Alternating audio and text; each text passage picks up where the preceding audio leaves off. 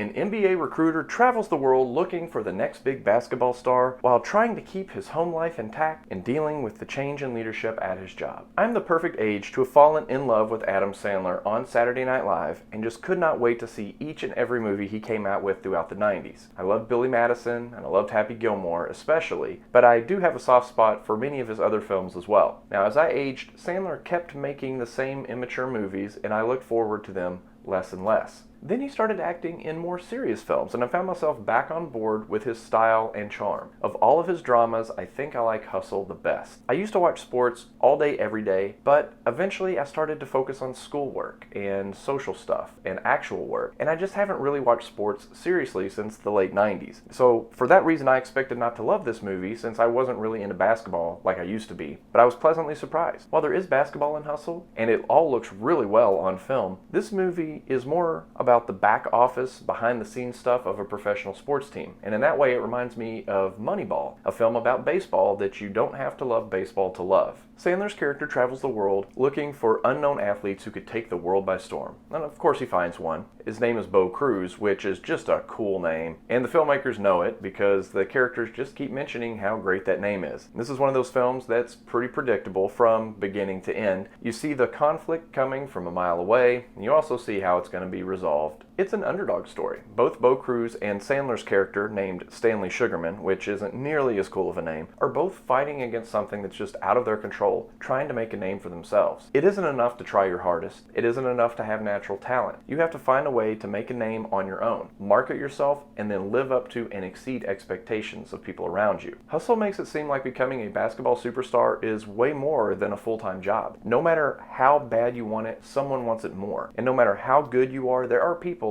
who have made up their mind to not give you a chance. There are a lot of great training montages throughout Hustle that remind me a lot of the great training montages in the Rocky films. It just kind of pumps you up, makes you want to work out and play basketball. And the chemistry between Sandler and all of his co-stars is really good. And Hustle is much better than it should be. It's full of cameos of famous athletes, many of whom I didn't know were cameos until the credits roll at the end, since my basketball knowledge stops about 1998. Hustle is able to be an enjoyable film, full of Easter eggs and cameos if you're a hardcore sports fan, but it also is satisfying for non-sports fans because there are great characters and there's a great underdog story. This feels like a movie that would have been a huge hit 25 years ago. I'm hoping that it doesn't fade into obscurity as a mediocre straight-to-Netflix movie. It deserves to be seen and recommended to people. If you haven't seen Sandler in a serious role, this is the one you need to see him in. He might surprise you.